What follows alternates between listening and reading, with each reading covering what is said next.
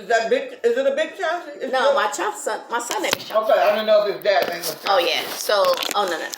So, I was like, he was like, what? He just went with it. I was like, I got a husband, right? And then he was like, you said Chauncey. I was like, no, I didn't.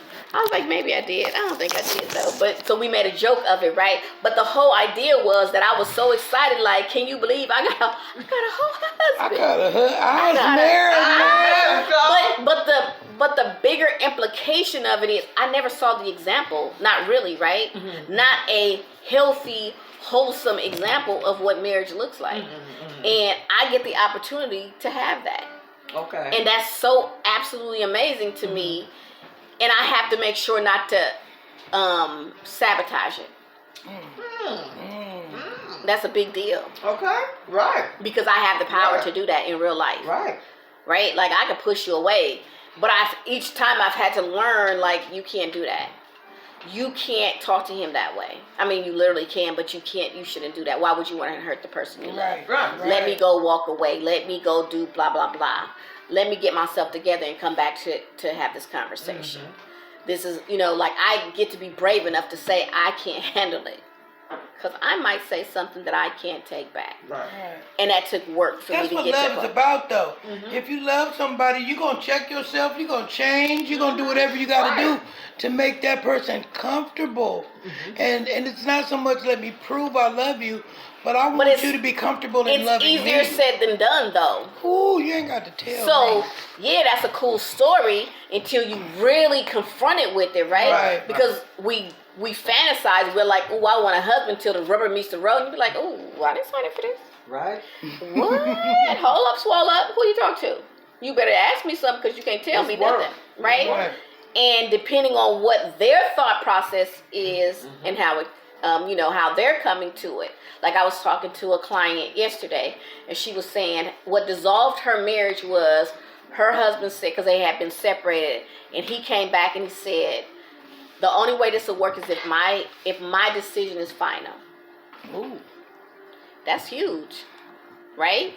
Yeah. And he was like, we could talk about it, but at the end of the day, whatever I say is the final word. You sound a little arrogant. Well, that's a problem, right? Depending on the circumstance. Right, so you can't say that. I'm not going to tell you that.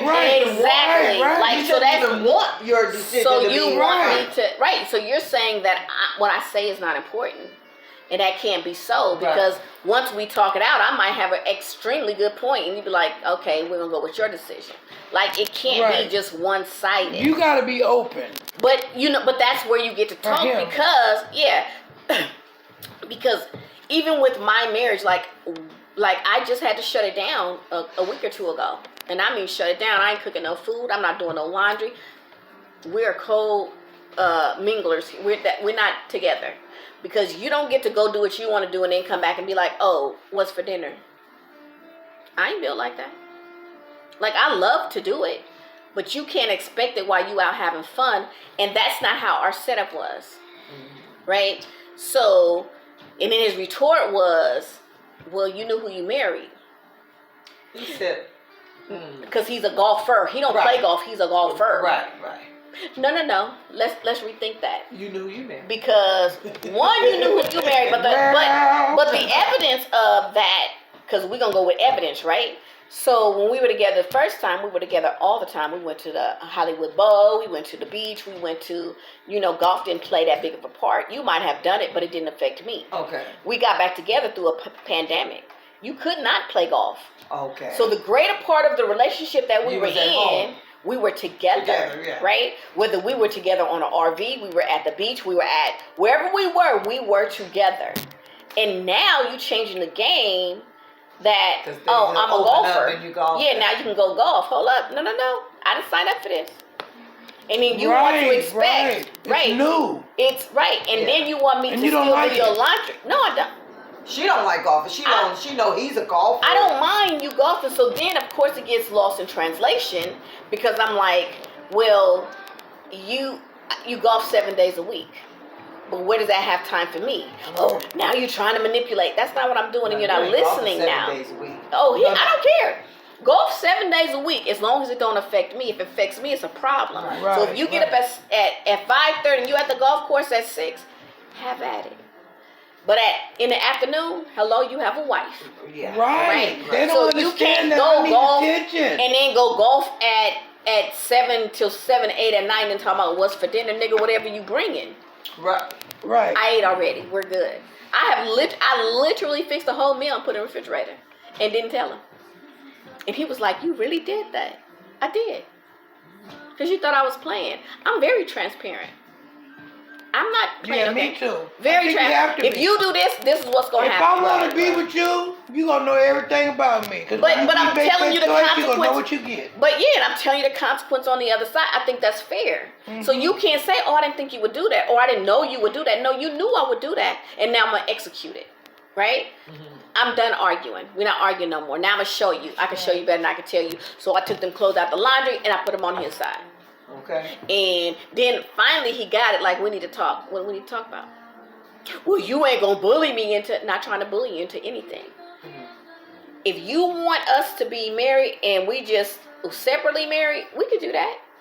I don't mind. Okay. However, I love the companionship. Yeah. Right, we good. I got some come there. However, I'm not doing all them duties and you're not doing your part. I'm just not doing it. And your part is just take care of me and make me. And that's all you got, one job, and that's to take care of me. Yeah, just make me. And I'm not manipulating anything. Yeah. I'm doing. Because really, I got me. Like, literally, I do. And I don't mind. Like, I love to cook for him. Yeah. I don't mind doing laundry, folding it up. I don't mind any of that until you think it's my duty. Yeah, now it's a problem. That's cute. But, yeah, no, I'm not doing it. So, instead of me keep crying about it and bitching about it, I'm going to show you that I'm about it. I got a question. Yes, ma'am. Do you think that there are gender-specific roles in a relationship or marriage? I don't think that it has. I think that we should come as a unit, right? So if my strength is, let's say your strength is cooking, the man, right? So literally, what I saw from my father when I was around him, he cooked a lot. I could very rarely see my stepmother cooking. Like, he loved to cook, and that was cool. So if that's what you got a strength in, have at it. Mm-hmm. If you have a strength in something that, like, I don't think it should be, you don't get to just dictate to me it should be like this or it should be like that, because that's almost the stupid thought process that he was coming in with. Like, oh, you need to do this because you're the wife and you're the wife. That's cute. But do you understand? So I said, let's take it to the Bible. Because if we take it to the Bible, if we go biblical, sugar, all I'm supposed to do is rest and dress. Let's keep it real and be respectful. Literally, that's my job, right? Because if you really, and I just heard this message. You said that too fast. What did you say? Literally, what is to what? That I'm literally be respectful. All I'm supposed to do is rest and dress and be respectful. That's the wife's whole biblical duty? That's for the. It says to be submissive and respect your husband. That's what the Bible says, right? But if you read through the Bible, who's doing the cooking? The men. When you hear the story of men, they're doing. Even Jesus was in that kitchen getting the wine together, blah, blah, blah. When you look at Joseph, he was in the kitchen. Because listen, I literally heard a whole message on the man is supposed to be the cook. The man is supposed to raise the kids. Don't play with me because I study this thing. But because society has changed it, then we went